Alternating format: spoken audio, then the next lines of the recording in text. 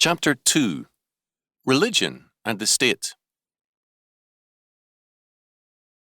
Problems often cannot be answered or resolved because the problem itself is never clearly recognized.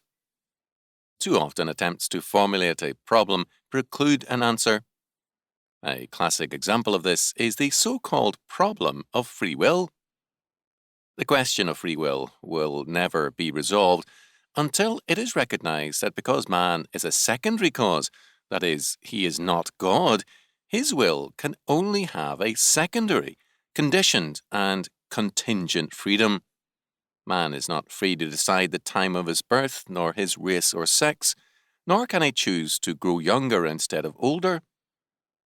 At every point, his life is circumscribed, and he himself is a consequence of many causes. God alone has absolute and primary freedom. When we recognize that man is a secondary cause and not capable of an absolute or primary free will, then it is possible for us to define secondary freedom and to understand the nature of man's will. Until then, the problem of free will cannot be defined or understood because it has not been formulated for understanding and resolution. The same is true of the so-called problem of church and state. The term refers to a tension within society which is very real and which has long troubled most nations. The tension is particularly strong in the 20th century and requires attention and resolution. However, the term, quote, church and state, end quote, simply serves to obscure rather than present the problem. This fact has too seldom been recognized, although Wilson calls attention to it in part. Quote, when defined in this fashion, it is apparent that, in one respect, the phrase, quote, church and state, end quote, is unfortunate because its connotations are excessively formalistic. It suggests that there is one spiritual authority structure confronting a single temporal authority structure. There have been periods in Western history when such a model would have been a plausible description of the existing pattern and certainly useful for purposes of analysis. In fact, the colonial period of our history exhibits attempts to realize classical kinds of relationships between a single spiritual authority structure and a single temporal authority, the colonial state. But our colonial period also illustrates how different sorts of ingredients in American society, that is, ethnic diversity and evangelical separatism, work to outmode classical church-state patterns. It ought to be equally obvious that there is no single authority structure to embody the temporal life of America. That is, a single state is no more an empirical reality than a single church. Like religious pluralism, governmental pluralism involves, on one level, simply the multiplicity of authorities which possess overlapping jurisdictions within our society. Thus, federal, state, county and local governments are juxtaposed and all contribute to the structuring of the common life. Sometimes they are mutually reinforcing. On other occasions, they counterbalance each other. Accordingly, the term, quote, church and state, end quote, breaks down completely if the attempt is made to use it in a traditional fashion, end quote. There is more than a little merit to Wilson's contention, quote, church and state, end quote, no longer is a valid phrase for the description of the problem. At one point, disagreement with Wilson is possible. Increasingly, as the U.S. Supreme Court asserts the jurisdiction of federal decisions for every local branch of civil government, it becomes possible to speak of the state, at least, as a unity.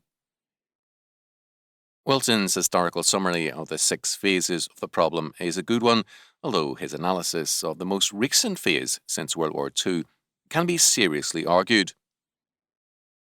The development can be simplified to 3 basic phases. First, there was, in the colonial period, a policy of establishment. A single church, or sometimes more than one denomination in a state, was established and financially supported by the state. The second phase began also in the colonial period, the disestablishment of churches and the establishment of Christianity as a religion, that is, a religious rather than an ecclesiastical establishment. The United States was held to be a Christian nation, with no church given any legal status over another. The third phase, which developed rapidly after World War I but began after the Civil War, insists on an ostensible neutrality of the state towards religion with religious liberty for the churches. Wilson's documentation of the history of the American development is an able one, but it tends to overlook the basic issue. The medieval formulation of the problem is still with us, and to view the tension in traditional, quote, church, state, end quote, terms, as Wilson does, is to miss the contemporary problem and to revert to a new, obsolete imperial papal debate.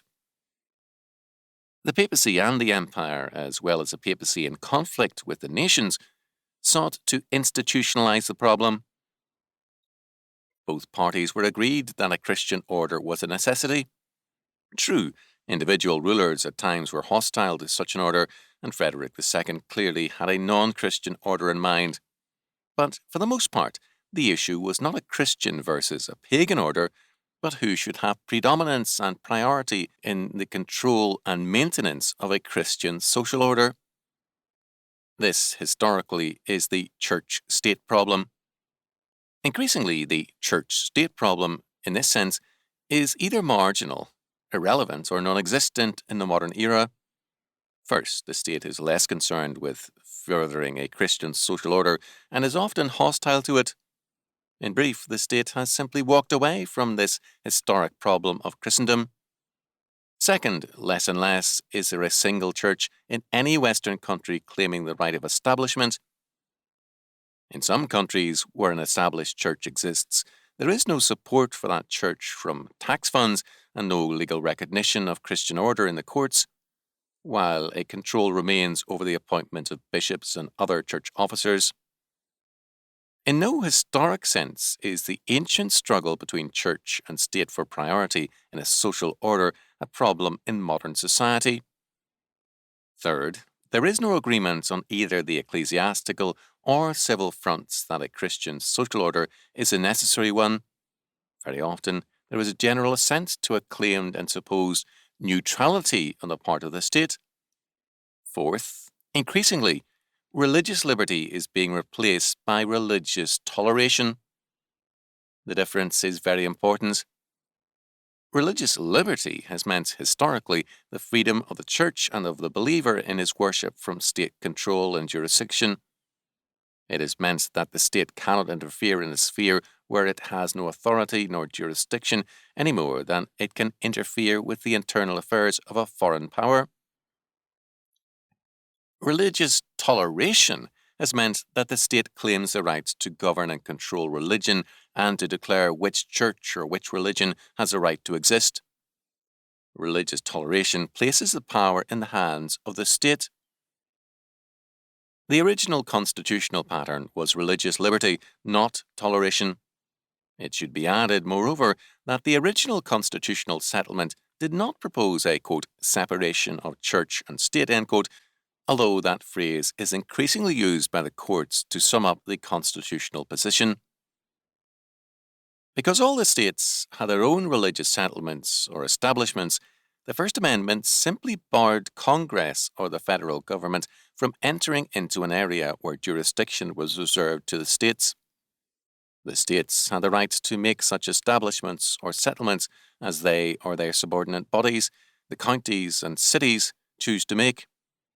Only after the 14th Amendment was interpreted by the Supreme Court to apply to all states was there a denial of the power of the states to make such establishments.